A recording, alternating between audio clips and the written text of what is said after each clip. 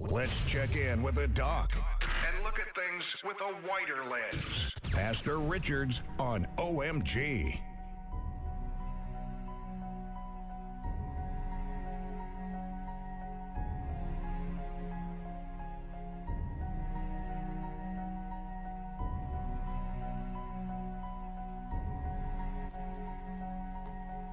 All right, Pastor. Yes, I'm sorry. I'm that. having one of my mornings. Too many irons in the fire, and I'm here, there, and everywhere. But I decided, you know what, I will still come on this morning. Yes. You can't abandon us. Well, it's Throwback Thursday, and I'm also throwing back today. I'm throwing back to reflect on the goodness of God through the ages. Whichever stage of my life I throw back to. In my infancy, God was there. My teenage years, He was there. My time in the United States, in the various places I was, He brought me through in a land that was not my own, and I adjusted very well. Any stage of my life I throw back to. The constant is the goodness of God. So Throwback Thursday is a good day to reflect on how God has been there with us through our journeys. I like that perspective on it. And Pastor, as we're speaking about that, how important is faith right now for people? Given the crisis? I'm glad you brought it, because we glibly talk about things and say things, but enshrined in our national anthem, and you have heard me say this over and over, enshrined in our national anthem. Our faith will see us through. Our faith will see us through. Now that is really meaningful to me, and as we become more secular as a country and move away from our religious moorings and pinnings, that is becoming more and more a thing. Even people who don't have faith sing our faith will see us through, and that's the irony of the thing. I mean, every Vincentian probably sings the anthem, whatever the future brings, our faith will see us through. But when it gets down to it, it's not real, and the anthem is referring to a faith in God. But how many of the people who sing that anthem actually embrace this faith in God? And the reason why faith is going to see us through, because faith is this thing that is embedded in this notion that even when you can't figure things, how they're going to play out and how they're going to pan out, you have this foundational belief that there's somebody who's got this covered, and even if you don't know what's going to work out, you know that the person that you are trusting in has a plan forward. And sometimes it doesn't match up with how you think. Sometimes some guy says, whether it's good or bad, I've got to learn to trust in God, and that is the essence of faith. So faith does not presume in any way, shape, or form that things won't go south, in the sense that it will not blow up, things won't blow up in your face, or you won't have bad days. That's not the essence of faith. Faith is not this how do I say it, romantic ideal that everything is just going to always be smooth in your life. One of my preacher friends said, a very appropriate story is this time. At this time is the story of the time that Christ was in the boat. He was actually in the boat, and yet a storm came up, and it threatened to destroy the boat and destroy lives.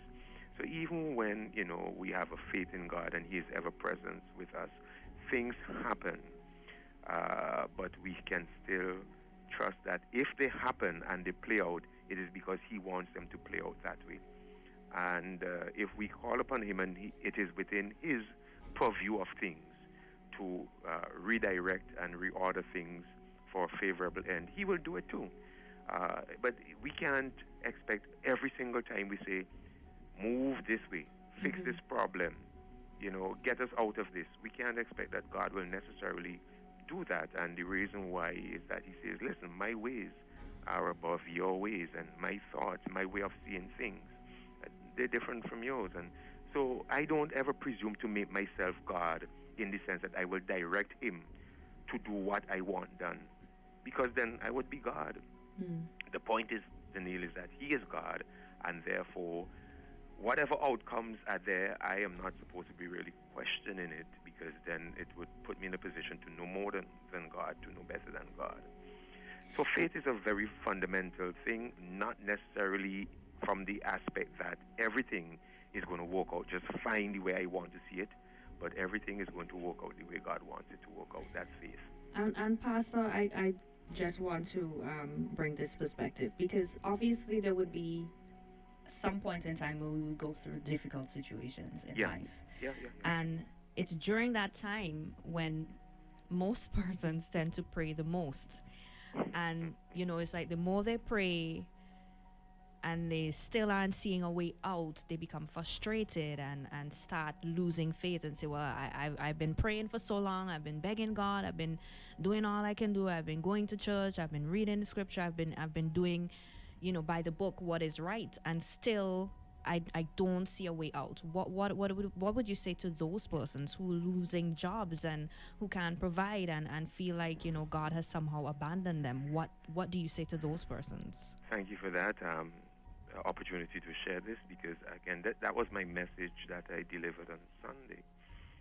How do you keep a faith when there's failure, when there's frustration, when there's fear, and all of that? How do you keep the faith? Now, who do we know to be the greatest human being when we talk about the matter of faith? People talk about the faith of Job all the time, the faith of Job, the faith of Job. Now, what's the most memorable line, I think, from the book of Job? For me, anyway, the most memorable line from the book of Job, well, two memorable lines. One is where his wife says to him, you can't, a bit in Vinci parlance, look at all that's happening to you. You are trusting in God. God ain't coming through for you. Look at all these bad things. Remember, he lost every income. He lost resources. He lost family members. Similar to what people are going through in COVID. He lost everything. Even his own health was jeopardized, and he was going, and his wife said, look, your faith in God, what's that? You talk about God and everything is just falling apart in your life. So if you want to look at somebody whose life is totally falling apart in terms of health and family and resources, relationship, every facet of what makes you is falling apart. And the wife said to him, well, just curse God and die. Curse God and die. That's one of the memorable lines. In other words, people are saying, you have the option of saying, forget God. Look at all that's happening in the face of the pandemic. God ain't no good. So you have that option. People have that option. But then that's one perspective. The other perspective is the perspective of Job. And to me, the most memorable line from the book of Job is that even if he slays me, even if it kills me, I love it. He says, even if it kills me, I will still trust him. And basically he's saying, if God chooses, if I live, I live. If I die, I die. But whatever he chooses, I believe that is his path for me. And if it kills me, if I lose everything and I get nothing in the end, I am still going to trust God. And so that's a perspective that people have to consider, that even when they're losing jobs and losing friends and losing stuff, what are they going to do with their belief in God? You either believe God still got this, or you believe, no, God has totally lost it. And I am going to constrain myself to believe that God still got this. I can't abandon, just because things are going bad, I can't abandon a faith in God. And I would suggest that to people who are listening, because others have gone through this where things have really turned really, really sour. You are not the first to lose a job, you hear me?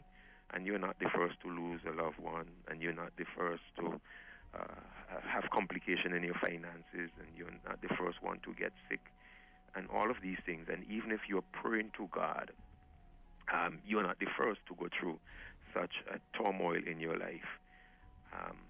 And knowing that other people have gone through it. In fact, sometimes when you talk with people who have gone through it, they're disappointed and they ask, why did I ever lose faith?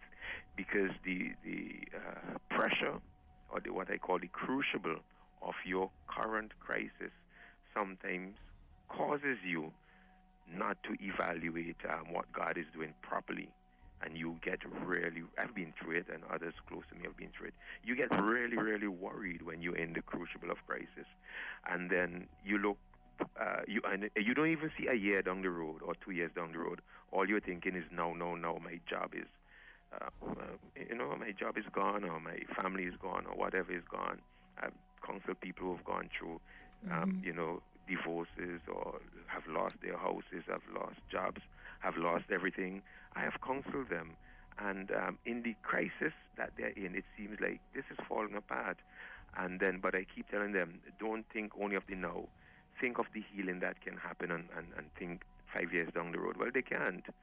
But then you remove them from the moment, and 5 years down the road, they look back and they're like, why did I ever worry about this?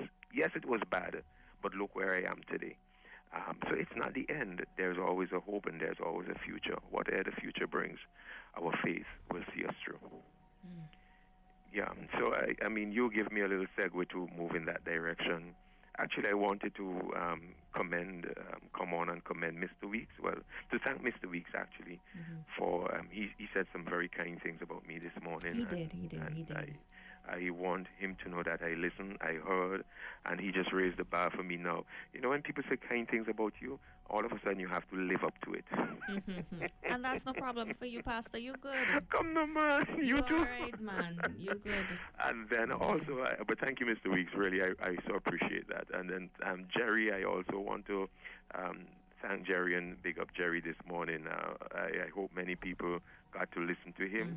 And you see why I said he was the guy to do this? Yes. The guy qualified. Experience. Yes, I know Jerry. Well, I've known Jerry for years. Huh? And but I knew he would handle it. But I think what, to his credit this morning, the best thing that he did, I think, was the simplicity of his story, because what he did is that he transferred the complex and made it simple. And how did he do this? Use the example of pipe and water supply. That was just good stuff.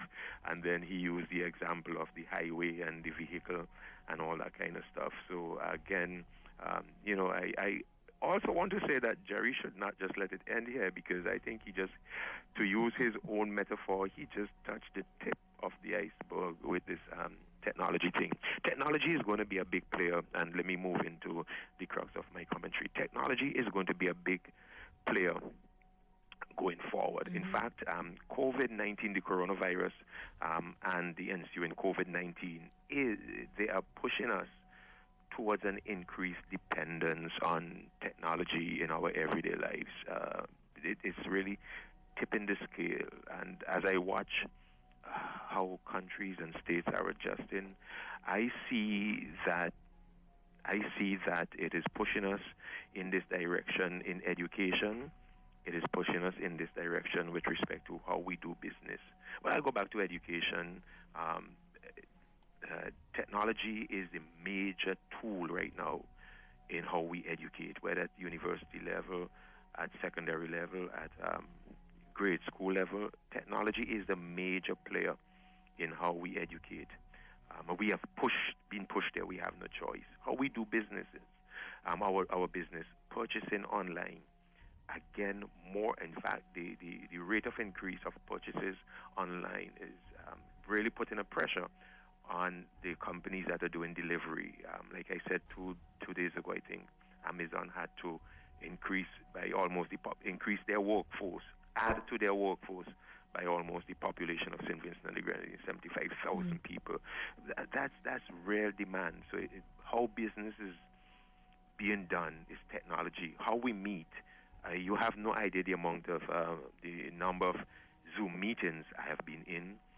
Even how we do meetings as a church and other institutions through live streaming, everything is technology. How we work, people are working from home, X amount of days in the office. You work, a lot of the work is now shifted to work from home. How we socialize. My daughter the other day sent me a deal of what. I said, "What are you eating there?" She said, penny pasta and something. I said, "Boy, I thought your state was on lockdown." She said, "I mean, she has all the apps." Yep. You don't have to go out anymore. So it's order in and eat in. So we are moving to a new kind of world that is heavily, I'm going somewhere with this, heavily technology dependent. Now, given that the post-COVID response and the post-COVID direction is going to be highly reliant or dependent on technology, the recharting of our operation, I'm talking St. Vincent now, because people are trying to figure out what should the government do, what path should the government take forward. Now we have to understand that is not even a choice of our government. The way forward, like I just said, the way forward in the post-coronavirus era is going to be heavily dependent on technology and therefore on how technologically ready we are. So this is a vital question for St. Vincent and for those who are thinking their way forward or those who are making demands on how the government should chart our path forward. The government does not chart our path forward in a vacuum. The government has to configure its path forward depending on how technologically ready we are. It's just a given, which is why yesterday when I was talking about the different components of a viable task force here for St. Vincent and the Grenadines, when I talked about players from Chambers of Commerce and from, the Christian Council and Christian churches and teachers, all the stakeholders that will have to include the telecommunication companies, they have to help us if we had that kind of task force. How do we chart our way forward, be part of the conversation and talk about our capacity and talk about, what's already there. So, again, just a caution to those who are saying, do this, do that, move forward. Again, it is technologically dependent. Social distancing is in a love relationship right now with technology. Please remember that statement. You cannot separate. They are wedded together, social distancing and technology. Social distancing is not viable or can be practiced without technology, which is why I said, Monday of this week, they were ready. Some countries were very, very ready for this whole push towards social distancing. And when I look at that, I realized that we weren't ready. I mean, our readiness is contingent on a number of factors. And frankly speaking, you see what happened here with the COVID pandemic and charting the way forward and all of the demands on what the government should do and all of that. What this is doing, Daniil, it is unmasking a number of things about our country. It is unmasking, number one, our capacity or lack thereof. When I talk about our capacity, what kind of system that we are using for communication. What's the speed, by the way? 3G, 4G. I know sometimes they say, well, you are on a 4G network, but when you do check it, there's a difference between what is said and what is delivered. That's all I'm going to say, and leave that there. Jerry can comment on that again. But, old people say pick sense out of nonsense. A service is touted, but in terms of what service is operational, you have to, again, what's the bandwidth, broadband, how does that work? Jerry used a good example. What's the size of your pipe? How big is your pipe? The bigger the pipe, the greater the flow. So Jerry was talking capacity. What is being unmasked is our St. Vincent readiness. And the big word I'm going to use here is digital divide. By the way, those of you who are listening, Daniil, I'm managing my time this morning, so don't think I'll run over, okay? The big word here is digital divide. There is a digital divide between what the UK is doing or what the US is doing and what we can be reasonably expected to do here in St. Vincent. So don't make demands on a 24-inch pipeline or demands that are more suited to a flow for a 24-inch pipeline when we only got a 2-inch pipeline. You're crazy. A 2-inch pipeline cannot handle the flow that a 24-inch pipeline can. And COVID responses, particularly with social distancing, demand a 24-inch pipeline. Reality is we have a great digital divide here in St. Vincent that basically compares to a 2-inch pipeline. Thank you for that, Jerry. And our digital divide is not just a matter of capacity. Clearly, it is a matter of capacity in terms of the bandwidth, in terms of the speed and all of that. But it is more than that. Our digital divide is also unmasking how this disparity in terms of our devices per capita. When I talk about devices per capita, what do I mean? In terms of your population, per member of your population, how many handsets how many gadgets, how many laptops, how many. I mean, in the average home, in some countries, every child, depending on your age, has a handset, has multiple devices, not just one. So in a particular home, Daniil, you can have 15 devices, 10 devices here, there, all kind of things. So there's a digital divide. I talk with parents who said, there's a waiting game. One parent said yesterday, I had to go get and borrow, what was it? A tablet? Yeah, tablet. Go borrow a tablet. Yes, I mean, so because they have multiple children at home, so we have a digital divide, not just in terms of capacity, but in terms of devices. So again, that is going to dictate how strong a push you can push in terms of education. I mean, because if there's that what disparities are going to exist if you push too hard for this is going to be our way forward in education, just online teaching. So rethink that, because some people are going to be left behind. So there goes your education revolution that says no person left behind.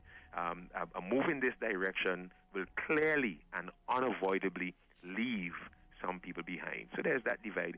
Then the applicability of apps for to our culture. Like I said, my daughter was ordering in using some apps when she's in different countries. I say, "Oh, you get it." She said, "Well, I have a transport app that she's using." Yeah. And young people are with it. They're very handy. Yeah. She's using a transport app. We don't have some of the apps that are even PayPal.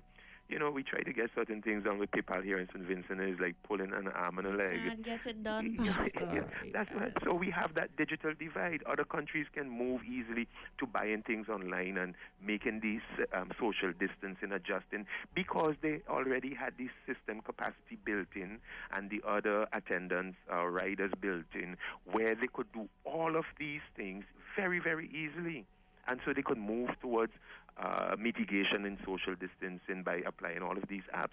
But we can't do that. We can't make the purchase. We can't stay in an order and have Amazon send it or UPS or something. We don't have that. So a lot of, and then to add to that, technological literacy is a huge factor. I don't want to sound bad, but depending on the demographic of our population that you're in, there's a high degree of technological illiteracy. If I'm talking to your age group, like you said to Jerry this morning, I mean, you guys are probably with it with every new app that comes up. Every one of them, we're using all of them. But Pastor, don't mean to pause you. I think this can also be used as an opportunity for persons to start coming up with small businesses again. I have to commend our people are adaptive, if nothing else, and eventually our own people are going to come up with our pay apps, our delivery system. We have to start figuring out how to. Well, I shouldn't say start figuring out because I'm already doing it, but we have to step that up where we dovetail the technology for our culture and have this push towards literacy. Now, I know part of the education revolution was to, I have, because I've studied what the tenets are, and part of it is this matter of technological literacy. But I think it is affecting more, it couldn't go the direction it should have gone because, first of all, in schools, teachers were not utilizing technology to teach. Whenever I did lectures and stuff like that, which from time to time I do, is just all technological based. Everything is just technology, because I would be hypocritical and duplicitous if I am pushing for something, and I'm not practicing and using it myself. And I think the duplicity with the teachers, you have this education revolution that you're involved in, but most of your teaching in our primary schools and elsewhere, a lot of the teaching is not really technologically dependent. So that has stymied our growth, our learning in terms of technology. But because I'm out of time, let me move to my last point here. That is really going to affect us here in St. Vincent. The kind of social distancing that is being prescribed by those who talk about having a blueprint for the world and those who are saying 2 years down the road, our society is going to look very different and we are going to continue and maintain social distancing. life is not going to be the same.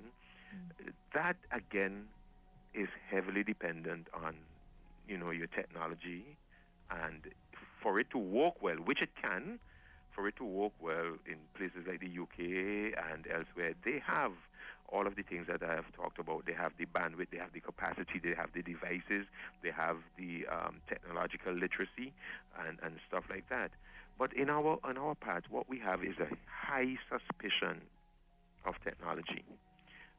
More and more people are worried about the tracking and logging of purchases. I thought Jerry would hit that this morning. But, once you start doing this online, practically and Jerry was right, don't think you can hide it. Everybody can see all of your, if they want to see your purchases and all of that. The health monitoring that will be involved, the digital policing, we could spend the day talking about digital policing. Just last night, I saw the new app. It will scare you for thermal monitoring, which means they can actually on your phone see if you are X amount of feet from somebody, your temperature is going to show up, and if you're too close to people, that's going to affect your life. Who you stand up close to, who you don't stand up close to. Alexa, I am scared of Alexa. And people are. By the way, and I'm going to end here. By the way, the other day, I will end with this anecdote. Somebody, I think, came in from England. This is somebody I had never, ever met. But they came to my office because they wanted a gentleman. I didn't know his name. I never heard his name before he came to my office. He wanted to get married and all that. So he came, we sat, we talked. I called his name, he called my name, we introduced each other, da-da-da-da-da. This is I'm not obviously not going to lie to you. Do you know that soon thereafter, the very first person in my friend's suggestion on Facebook is this guy? Totally blew me away. I still can't get around that. How does Facebook, how do they know who you're talking about, whose name you mention? That is a very, very scary thing. And then the other thing is the ID 2020. Now, because I don't have time, Daniel, I'm going to challenge you and others. Look up ID 2020. It will make your hair rise. So, yeah, people are suspicious of our technology. People are going to be suspicious. But the way forward is going to be dependent on technology. But if you have all of these issues connected to a digital divide, our path, as in St. Vincent de Grenadines, our path forward is going to be a rather bumpy path. So those who are looking to the government to chart our way forward, please know that it's going to be heavily dependent on technology. It's an inescapable path. We have to go that direction. But please appreciate the struggle that we are going to have, given our environment and given our digital divide, that our path is not going to be as easy, or it's not going to be as easily trodden as it is in other countries. So please be aware of that. Thank you very much. All right. Thank you so much, Pastor. Have a great day. Take care. Bye. All right. All right. Let's check in with the doc and look at things with a wider lens. Pastor Richards on OMG.